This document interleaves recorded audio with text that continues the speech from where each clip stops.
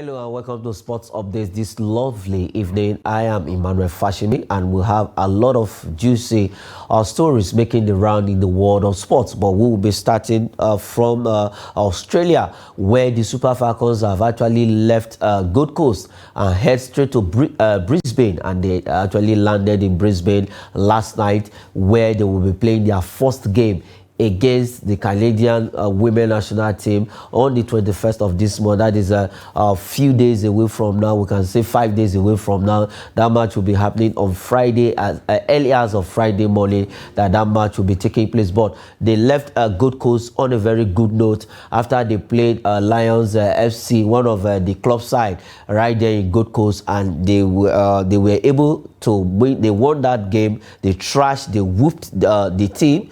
8-1 it ended. Asisat Oshola getting a brace in that game. Rashidat Ajibade, Ifeoma Onumono putting their name on the score sheet. But for the Super Falcons, now they are in Brisbane, where they will be playing their first game on the 21st of this month.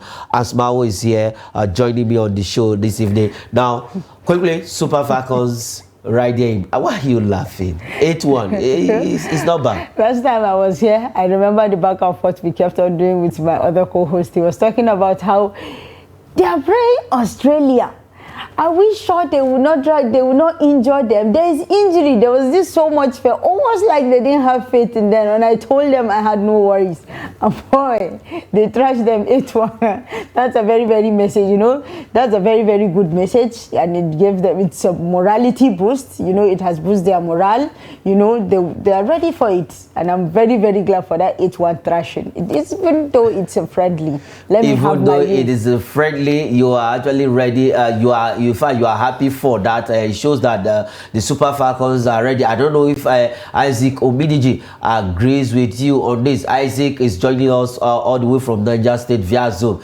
Now, the guest in the studio has said she agreed that Super Falcons are ready. I don't know what, after 8-1 bashing of Lions FC right there in Gold Coast. Now they landed in Brisbane last night, where they will be playing their first game against the Canadian national women team. So with that scoreline and with the whole thing that was going on with World Drum and NFF, do you think Super Falcons are actually ready for the World Cup this year?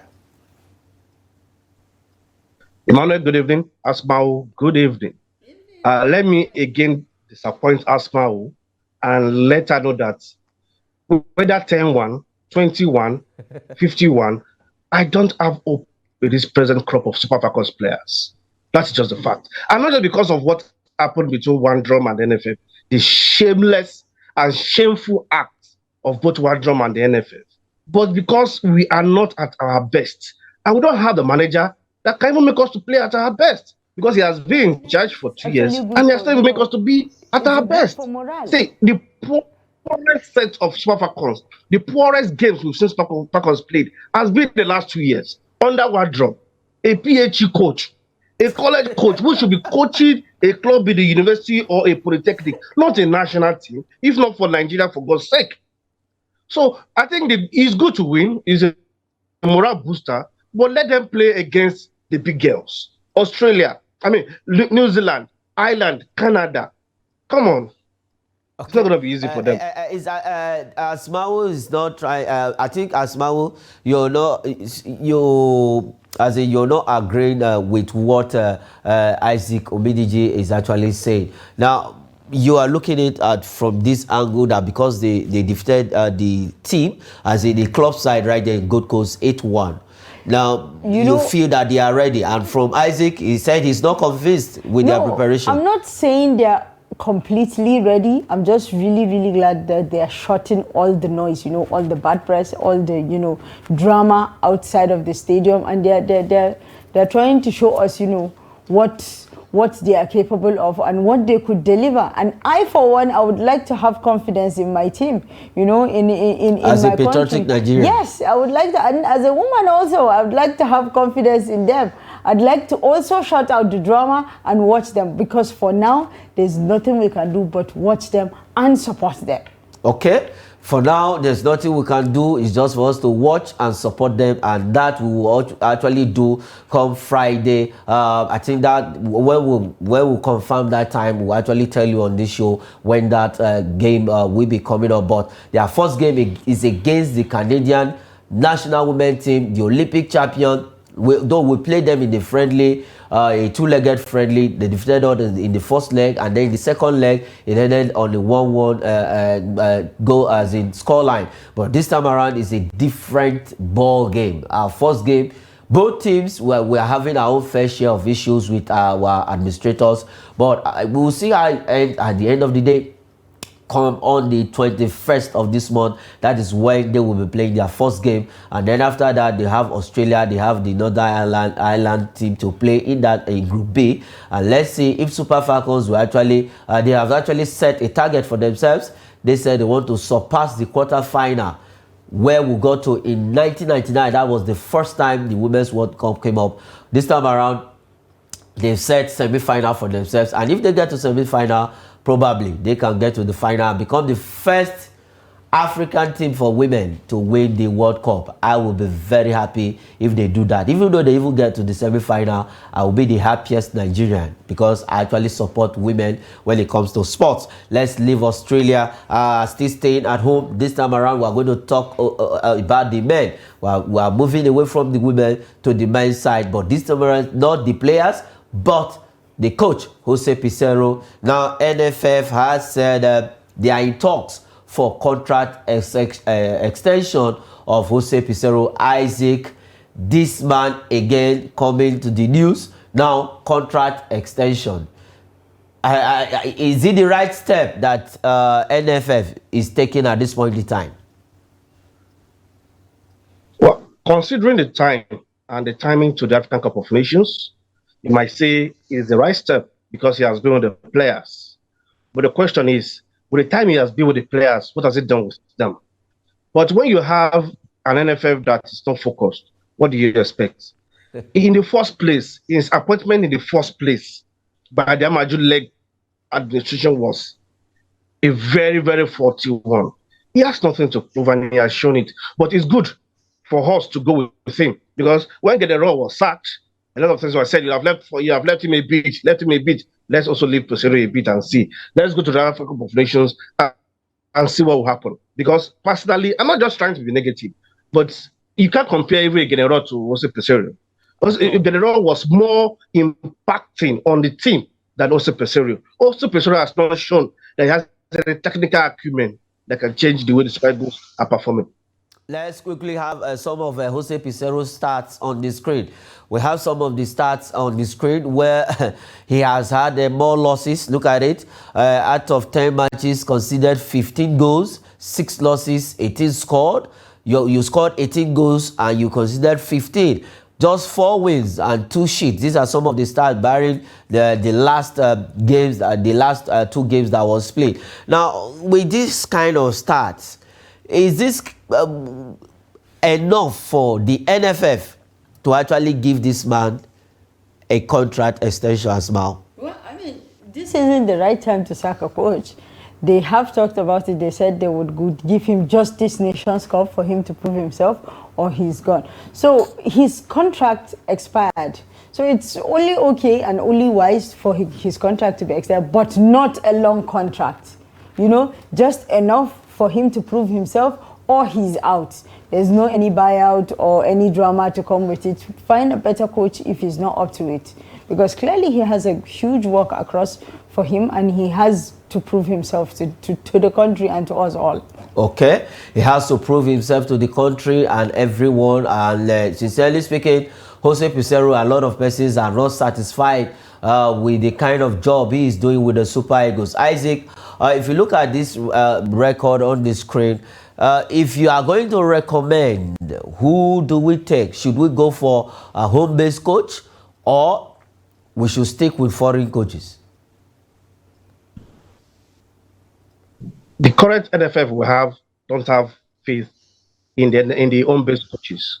So if they are still going to stick with their normal foreign coach, the likes of Renard, former Zambia and Ivory Coast coach, has proven himself on the continent of Africa. If we are serious minded, that should be the coach we have signed instead of Jose Posero. If we are really interested in development again, Renard has shown it.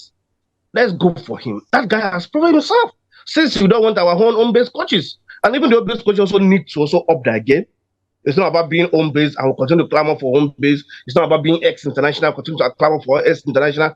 What have the internationals done? Apart from Stephen Keshi, Emmanuel Amenike, Stephen Keshi has coached Togo, coached Nigeria. He has done so well before he left the show. Before he left this world. Unfortunately, it was one that led us to the last major title we won, the African Cup of Nations in South Africa. Ibrahim Manika, I think, is the only one that's not been tried with the Super Eagles as the head coach. So probably we'll be playing, okay, give it to Ibrahim Manika. Then when he fails, who next? But if you are not giving it to an home-based coach, Avi Renard has been a wonderful coach on the continent of Africa. He has proven himself and he knows what it takes to succeed on this continent. He knows what it takes to succeed in this continent. The likes of Samson Siasia, even Finidi George right now, Emmanuel Amunike, we have a lot of them who can do a great job with the Super Eagles, not some of the foreign coaches that will just come, make their money and go their way. I remember the coach that took us to South Africa 2020, Lars Lagerbäck, the way they call him in Nigeria, they call him Laja Beer. We know what happened with that team, but good one. We have some good homegrown coaches that can actually handle the Super Eagles and give us the better goose that we want to see with the team. But NFF are deeming fit to extend the contract of Jose Pizarro. They are saddled with that responsibility. It's not me, it's not my duty to actually tell them sack this or sack that. I only just tell them my own opinion. But at the end of the day, I think they should listen to Nigerians, listen to our opinions, and know that Jose Pizarro is not sound enough to be the Super Eagles coach. But the time we are in now, according to Isaac and Asmao, we cannot just sack a coach right now because the Nations Cup is fast approaching. So we need him to actually take the team to the Nations Cup. Let's see what he performs with the Super Eagles. If we can win our 4th title in the continent of Africa, let's leave Jose Pizarro and NFF and head straight to Angola. That is where the FIBA African 2023 happened. And now Morocco won their 1st title of this particular tournament, qualified for the FIBA African tournament proper. That is where we have other countries from all over the world joining. And now they did that in a very, very fascinating manner where though they left it late. It was just 2-point difference against Ivory Coast. It was 78-76 to emerge winners of the African Championship 2023. And Isaac, I will start with you before I will talk to Asmao because you actually look like one of them. But let me start with you, Isaac. Now, Morocco won their 1st title right there in Angola, where our own D Tigers, after they lost to Angola, they had the chance to win the second runners-up again, but Kenya blew us away. But I don't want to talk about that. Now, Morocco won the 1st title of this particular tournament, 78-76 against Ivory Coast. The last time Morocco won a title on the continent was, I think, in 1965. Yeah. So this is huge for them. And it was a very, very thrilling game. Just 2 points. Ivory Coast started very well, but Morocco turned to the table and eventually won it. By the time Ivory Coast will be coming back into the game, it was too late for them. And kudos to Morocco. Unfortunately for Nigeria, the bad news from the world of basketball continues. It has not been rosy for us. Everything is turning upside down in the world of basketball. This is a game that this is a tournament you probably think that no matter how worse, we get to the finals, even if we don't win it. But unfortunately, we didn't do it, or didn't do it well. We know that, yes, Angola, the likes of Angola, Ivory Coast, Senegal, Mali have been a thorn in our flesh. But Kenya, that was very ridiculous. Like I said, I don't really want to talk about that. Let me talk to Asmao quickly because you look like a Moroccan. We were just, before we started the show, we said you look like a Pakistani lady, but also you look like a Moroccan. Now, Morocco winning this title, beating Ivory Coast in the final. But let's look at it from our own D Tigers angle. We were also at this tournament, though we did not qualify properly. We were given a white card because we came second in after all matches were played, after the qualification series. Now we went there, though we did very well for ourselves. But Kenya, we lost that second runners-up game to Kenya. Not Angola, not Ivory Coast, not even Mali, Senegal, but Kenya. See the way you are saying Kenya. They beat us and you are saying Kenya. If it's easy, we should have beat them. But we didn't. They beat us. And even the Angola are talking about, wasn't it their second team that... Yes, they defeated Nigeria. Exactly. So, I don't know. We need to do better. Clearly, what we are doing isn't working. Our best isn't enough. So we need to do better. And as for Morocco, please, oh Lord, they should spill some of their secrets of what they are doing in their entire sports in that country. They're making amazing moves. Yeah. I mean, they're proving themselves. They're not making any much noise. You just see the result out there on the field. And meanwhile, with us, there's so much drama drowning us. The giant of Africa? Yes, giant of Africa. But we're not so much of a giant now, are we? We're not really much of a giant now in anything, are we? Some persons still have that belief that we are giant of Africa. No, some persons still have belief that we would go back to being giants of Africa, but right now we're not giants of Africa. Where do you belong? You still have that belief that we'll go back? Yes, I do. Okay, you have that belief that we'll go back. But for the D Tigers, they couldn't hold their own right there. Congratulations to Morocco for winning the FIBA African 2020 championship in Angola, and they actually did that in a very, very good manner, beating Ivory Coast. That also defeated Nigeria to win that title, and they won it for the first time. The last time they tasted any victory when it comes to basketball was in 1965. I don't know if some persons were giving birth to then. I will not use myself as an example, but let's leave Morocco. Congratulations to them for doing this and doing a very great job. We hope and we pray, like Asmao said, we'll go back to the glory days where we used to be. Let's leave Angola and now talk about boxing. Well, he's a British Nigerian, British, whichever one, but we know he's a Nigerian no matter how we look at it. That is Anthony Joshua.